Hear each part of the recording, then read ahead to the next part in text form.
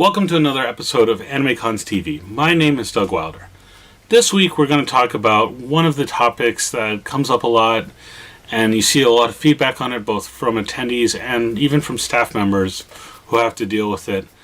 And it's something that happens at almost every convention I've ever been to, and it's a thing that people have to work out, and that's autographs. We're actually going to kind of divide this into at least two sections, hopefully only two, but maybe more. This is the first episode of it. We're mainly going to talk about tips for attendees to kind of make their autograph sessions the best they can, and just how to improve it and things like that. We're definitely going to do an episode later on about what things staff members can do to make sure things go well. But for now, this episode's focused on the attendees. So if you're a staff member and want to learn some tips, feel free to join us. But we're definitely going to give you guys a more dedicated episode down the line.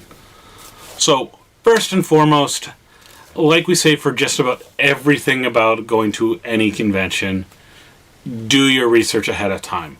Look up the policies for autograph sessions run by the convention. See what they are. Read them, reread them, double check things. If you check their website, check their Facebook feed, however they do it, make sure you get it clear. And if you can't find it, ask for it in advance. Don't ask, just wait for the convention to arrive to be able to ask for it. I mean, it should be in the program guide or other areas, but the more knowledge you have ahead of time, the better off you're going to be, the more prepared you can be. The other reason you should do your research, and this is, take a look at what guests are coming to the convention and are going to be doing autograph sessions. It can feel really frustrating if you learn after the convention's over that someone that was involved in a favorite franchise of yours or worked on a project that you really loved was at the convention and doing autographs, and you had no idea who they were because you'd never heard their name before or something like that. So take a moment to look at the guest page. I mean, just because you never know, they might be someone that you thought were big. And this happens a lot at anime conventions, especially with Japanese guests. Not everyone knows these names and stuff like that. So just take some time, look at the guest list, and find out if it's someone that you might want an autograph from. Next up is plan your time accordingly. Autograph sessions usually take up at least an hour or two of your time, just between waiting in line, getting it, and everything like this. I feel like every time I've gone to an autograph session, it's either I'm hurrying from or to another must-do event at the convention for me, so you have to plan accordingly. A lot of conventions now are starting to try and enforce a policy of telling attendees, don't line up in the area before X amount of time before things start off. And I think you should respect the convention's policy on that, but at the same time, don't go to the other side of the convention center. Maybe see if there's a panel nearby that you want to check out for part of, that you can duck out of if it's in the dealer's room. Maybe check out some of the booths that are nearby where they're going to be offering autographs, things like that. So that way, once the line actually does open, you can get right there. But if they ask to try and be out of the way, respect the convention's wishes. Next up is once you're in line, you're getting ready, you're excited. Things you can do while you're in line is get your items ready. So say you're having a DVD or a Blu-ray that you want signed, and you want the insert in the little case signed. Get that out. Get that ready. If you've got a CD insert that you want signed, don't forget to take that out. Things like that. Just have it ready to go. I actually suggest if you can get that stuff out of it ahead of time so you even have less to carry, awesome, do it. Another thing I really recommend a lot of people do, and it's something it amazes me how many people don't realize that this is a thing until after they've been told by someone else who's in the past. Get some Post-it notes. Just, little things like this that you can just stick right on the item and not damage it. The reason why these are so great is if you have special instructions, like you don't want to go in, you're getting an autograph for a friend that can't make the convention, or your name has possible different ways of spelling it, things like that. You can write on that note, address it to so-and-so, address it to Doug, address it to Elizabeth, address it to Patrick, things like that. And that way you can hand off your item to the handler or directly to the guest. They have it ready to go. It's easy to instructions, and that way you're not going to wind up possibly with like a misspelled name.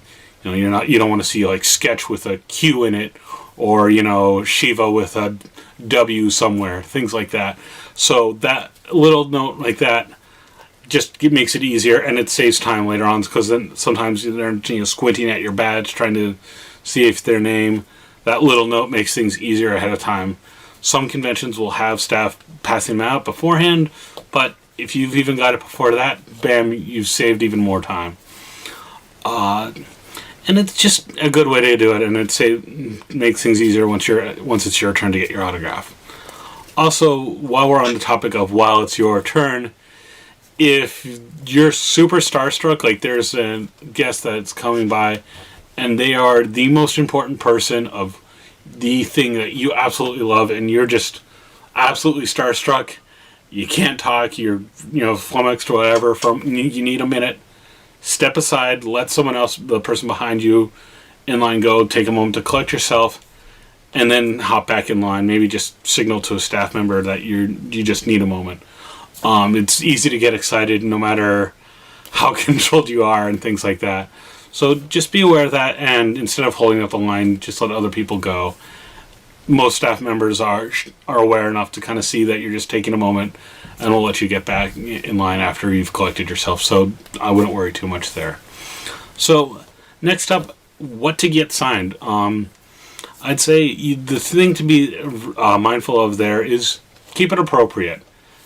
Don't ask for bootlegs. That's a big one. Don't ask people to sign bootleg versions and stuff. That's just really rude and disrespectful for the time and effort that they put into it. If it's, something like a craft item you created, sure, go for it. But bootlegs, just don't do it. It's not a good idea, and you shouldn't be buying bootlegs anyway.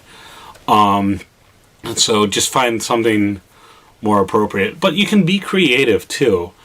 I've gone to Star Wars Celebration. I've seen Hayden Christensen sign jars of sand, fun sand, from people with a grin on his face. Anime Boston, I want to say 2005, 2006. Don't quote me. It's been a couple years now. But they had David Kay, who did the voice of Megatron in Beast Wars, among plenty of other things.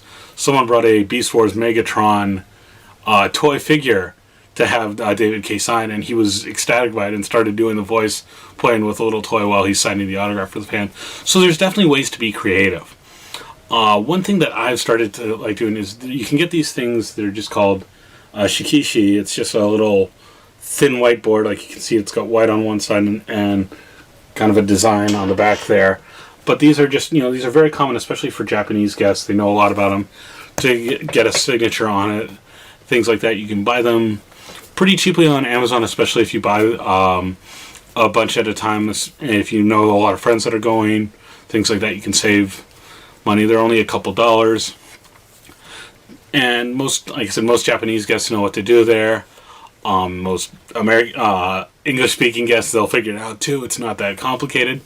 Another thing that they're good for is if the guest is an artist and has the time, they might do a little sketch on the shikishi too. So it's not always a guarantee, and this is also one of those things, read the policies ahead of time.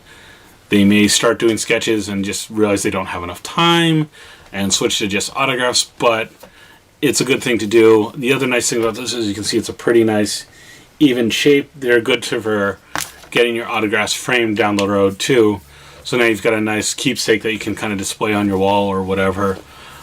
And they're thin, so they travel well.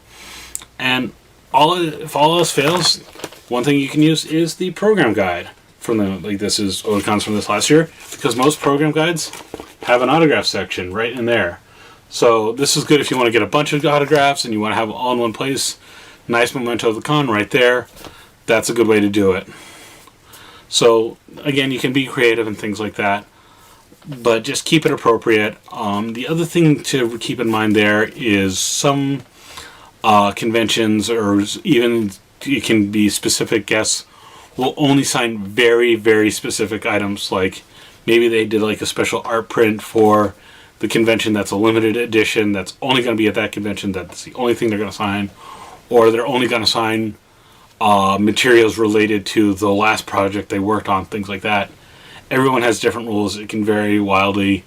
Once again, we'll say it again and again. Do your research and just be prepared for that.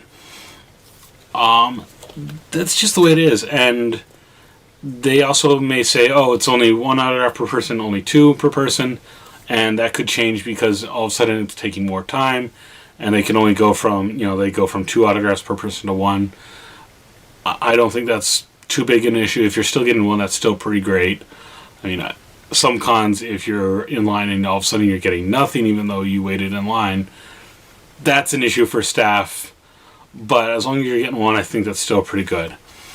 Next up, if you're asking the guest for a photograph, again, ask the staff ahead of time because they usually have a handler, that's checking in with people, a couple people behind the person currently getting an autograph. Ask if it's okay to ask for a picture. They may say yes, they may say no, they say yes, picture, no, but don't go behind the table. They may say you can only get a picture of the person signing your thing. They may say no photography at all. Ask and be prepared for whatever possible answer they give. And it can vary again depending on how timing goes and stuff like that, which is again why it's good to get in line early, because usually early on the rules are a little more loose, and as time goes on, as the time crunch happens, the rules tend to get a little stricter, and they can change while things are going on. So just be prepared there. If you want to give the guest a gift, once again, we're going to keep saying it. Read up on the rules ahead of time. Some guests may accept them, some may not. It varies from guest to guest. First off, remember that guests have limited luggage space. They can't take a big giant thing home, especially if all of a sudden 5 attendees want to give them something huge. Even if they're going to a convention that they can drive to, they still have a limited amount of space. Just kind of be courteous and aware of that. And that's kind of how it goes there. If it's something handmade, cool, don't worry about it. But a big rule, and I can't emphasize this one enough, don't give guests food. People might have allergies. It can also be just kind of a safety thing, and food can go bad, and just there's so many issues. Even if you've heard one guest say, oh, well, my favorite drink is Moxie soda because I'm from Maine. All of a sudden now they're getting 20 2-liter bottles of Moxie. There's no way they're going to be able to drink all that or take that home. So just don't give them food. It's not a good idea. And because it is kind of a security and safety thing, most likely that if they give it to them and it's just going to get thrown away. So just, I know your intentions may be the purest in the world, but just don't give a guest food as a gift. If they say they really like something, maybe do a nice little drawing of them with their favorite food. Like, hey, here's Doug hugging a giant bottle of Moxie soda because he really likes that. That's a way to do it, but just don't give guests food gifts, plain and simple.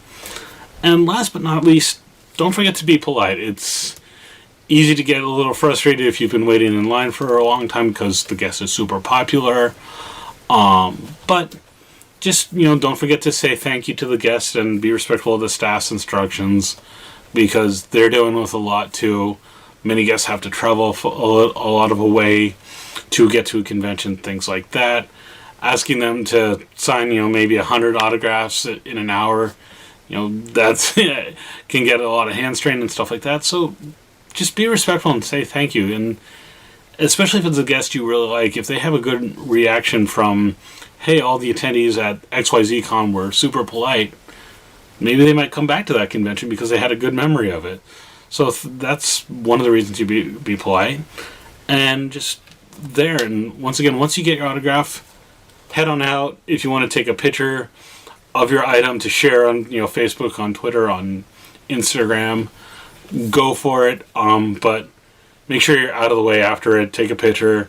share it with social media, and if you know the handle of the person that was giving you the autograph, maybe just say a note like, hey, so and so signed my DVD booklet, thanks, and things like that, because little gestures like that can go a long way in affecting how a guest views a convention. And if there's things like that, they may be more inclined to come back to a convention or do other conventions in general. So that's it too. Again, we're going to do another episode in the future about things staff members can do to make autographs better. But in the meantime, if you have any tips for attendees that get autographs at conventions, things that you've learned over the years or things you wish more attendees were aware of, don't forget to contact us. You can comment down here on YouTube. You can also contact us on Facebook, on Twitter, on Instagram, on Tumblr. We're all over the place. Don't forget to drop us a line.